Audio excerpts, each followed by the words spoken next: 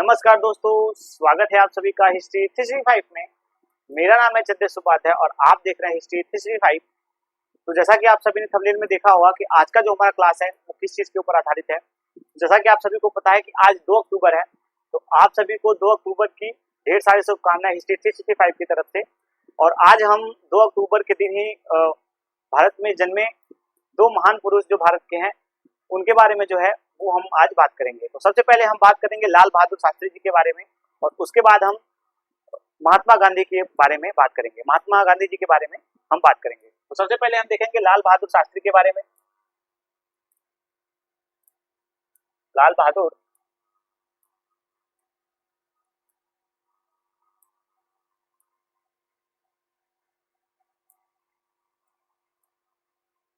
लाल बहादुर शास्त्री के बारे में इनके जो एक सामान्य सा जो हमारा जीवन परिचय है वो हम इनके बारे में देखेंगे कि इनके जीवन परिचय के बारे में इनकी क्या क्या विशेषता रही है, इनका जन्म कब हुआ है, कहाँ पे हुआ है। तो वो सारी जो बातें हैं वो हम आज डिस्कस करेंगे। तो जैसा कि आप सभी को पता है कि लाल बहादुर शास्त्री जी का जन्म जो हुआ था, इनका जन्म जो हुआ है,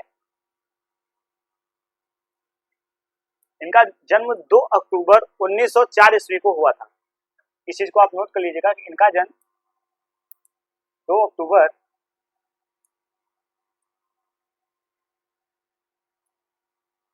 1904 ईस्वी को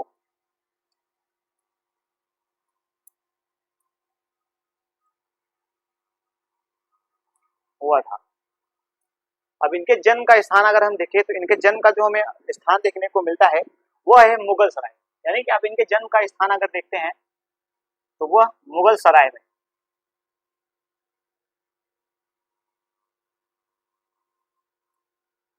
स्थान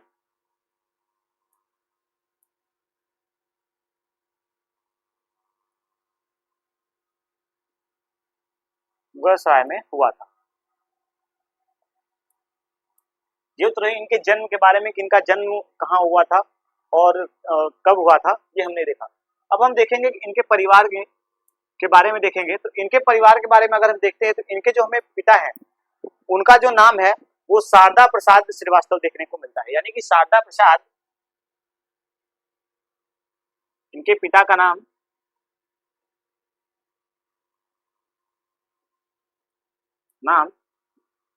शारदा प्रसाद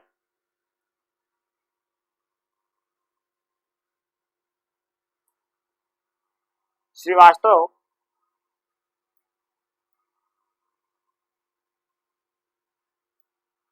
श्रीवास्तव था। अभी मैं आपको श्रीवास्तव से रिलेटेड इनके बारे में एक रोचक तथ्य जो है वो मैं आपको बताऊंगा कि इनके बारे में जो एक रोचक तथ्य हमें देखने को मिलता है वो काफी इंपॉर्टेंट है। तो इस चीज को भी आप देखिएगा जरूर। उसके बाद हम देखेंगे इनकी माता का नाम, इनकी माता का नाम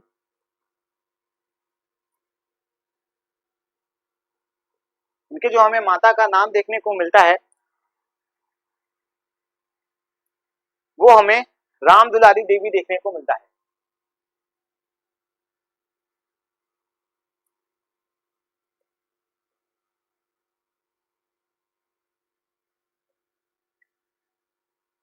देवी हाँ।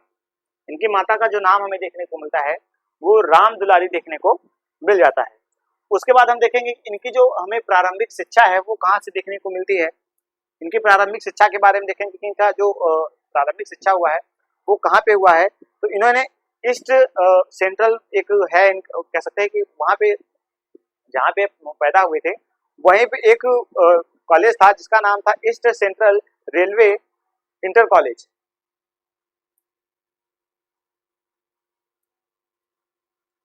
ईस्ट सेंटर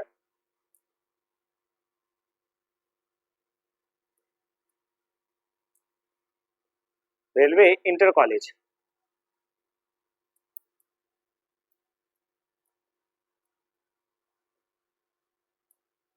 कॉलेज इसमें इनकी जो है वो प्रारंभिक शिक्षा, यानी कि आप देखेंगे कि प्रारंभिक शिक्षा जो इनकी हुई है वो हुई है।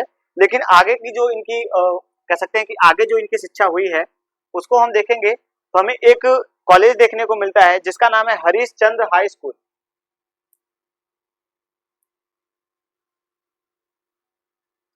हरीश चंद्र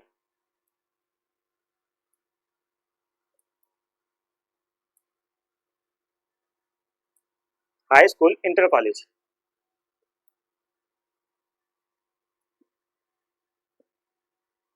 कॉलेज में इनकी जो पढ़ाई है वो पूरी हुई थी।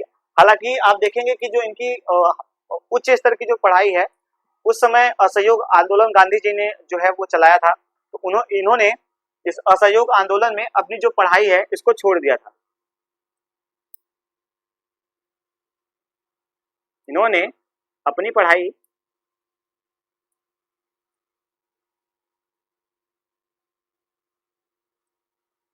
असहयोग आंदोलन में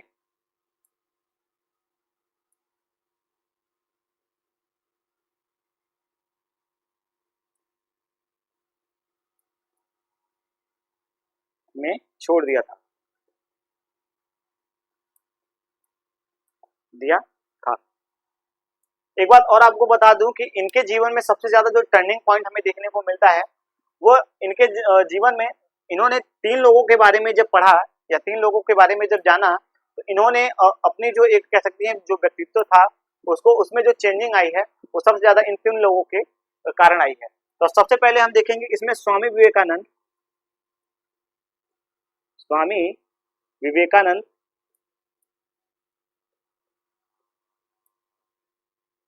दूसरे हैं हमारे महात्मा गांधी।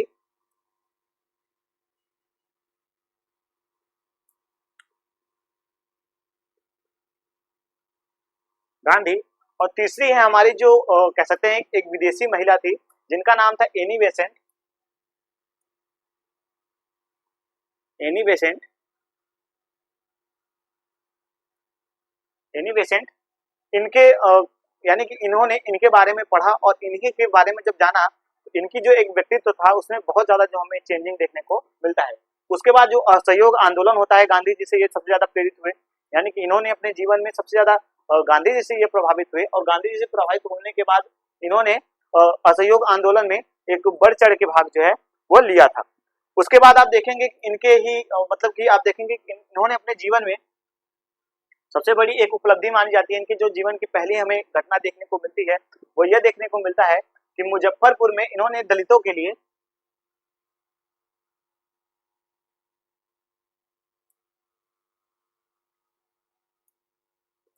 मुजफ्फरपुर में मुजफ्फरपुर में हरिजनों के लिए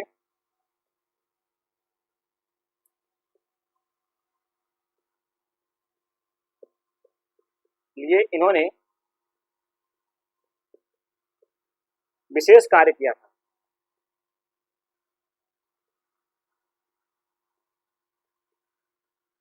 कार्य किया था, कार्य किया था, यानी कि आप देखेंगे कि हरिजनों के लिए इन्होंने अपने जीवन में विशेष कार्य किया था।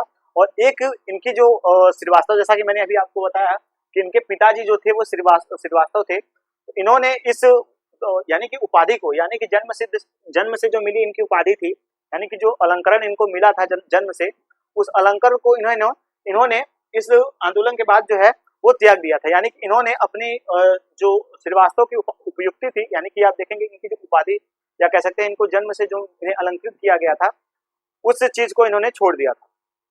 यानी इन्होंने अपनी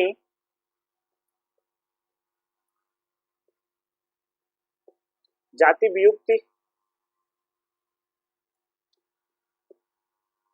युक्ति को छोड़ दिया था,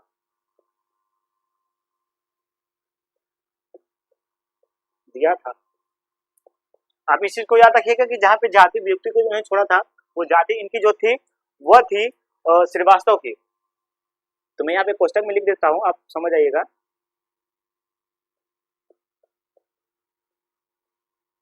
श्रीवास्तव की जो जाति थी, जो इनके नाम के पीछे जाति लगती थी, इन्होंने इसको जो है वो परित्याग कर दिया था। उसके बाद इन्होंने स्वामी विवेकानंद ने 1991 ईस्वी में लाल बहादुर शास्त्री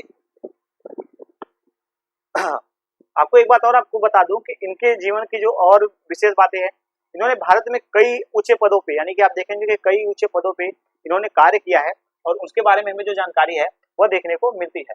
एक चीज इनके जीवन की एक तथ्य है और एक जानकारी ये भी है कि इन्होंने 1951 ईस्वी में 1951 51 ईस्वी में कांग्रेस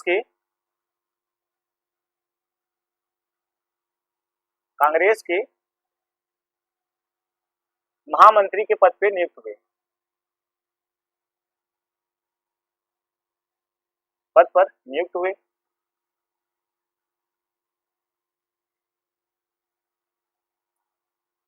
नियुक्त हुए उसके बाद हम अगर देखते हैं इनके बारे में एक और जो जानकारी हमें देखने को मिलती है, उन्होंने अपने जीवन में एक महत्वपूर्ण जो पद है उस पर कार्य किया था। यानी कि आप देखेंगे कि इन्होंने अपने जीवन में कई ऐसे महत्वपूर्ण जो पद है वो उस पर इन्होंने कार्य किया था। आप देखेंगे कि पंडित जवाहरलाल नेहरू के बाद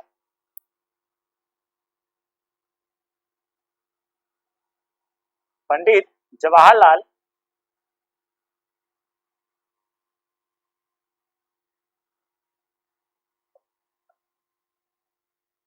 नेहरू के बाद पंडित जवाहरलाल नेहरू के बाद यह भारत के प्रधानमंत्री बनाए जाते हैं। यह भारत के प्रधानमंत्री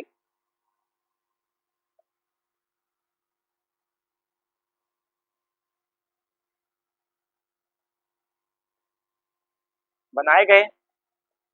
इनके बारे में ये बातें जो है वो काफी इंपॉर्टेंट है, आप इस बात को नोट करिएगा, क्योंकि इनके जीवन में कई चीजें ऐसी हमें देखने को मिली हैं जो कि काफी इंपॉर्टेंट है और काफी इससे क्वेश्चन जो है वो बनती है।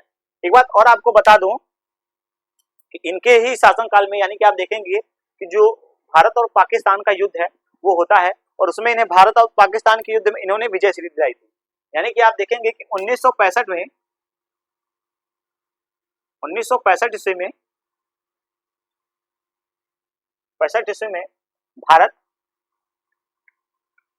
भारत और पाक का युद्ध हुआ, जिसमें इन्होंने भारत को विजय श्री दिलाई थी। विजय श्री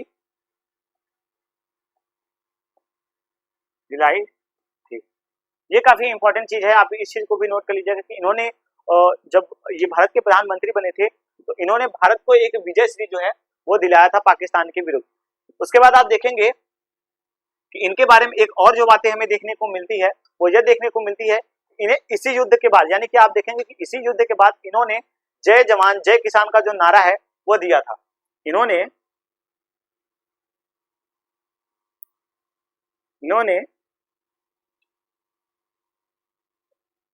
जय जवान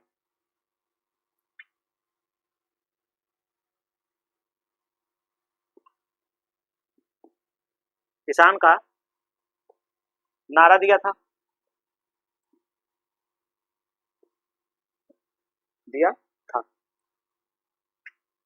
आपको पता होना चाहिए कि इन्होंने जो नारा दिया था वो जय जवान और जय किसान का नारा जो है वो हमें इनके ही मुखार बिंदु से दिया गया था।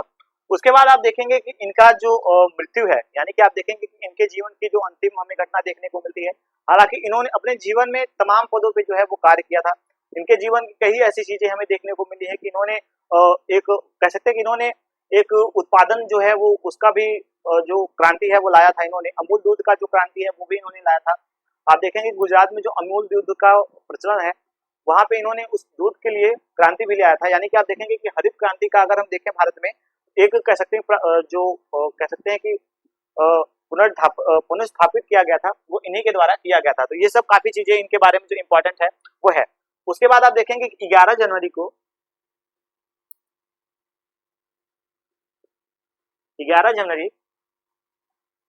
1966 ईस्वी को इनकी जो मृत्यु है, इनकी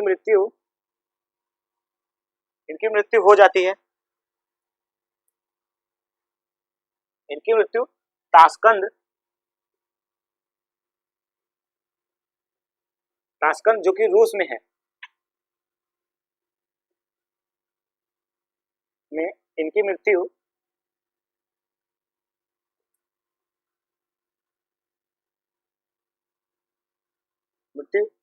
हो जाती है।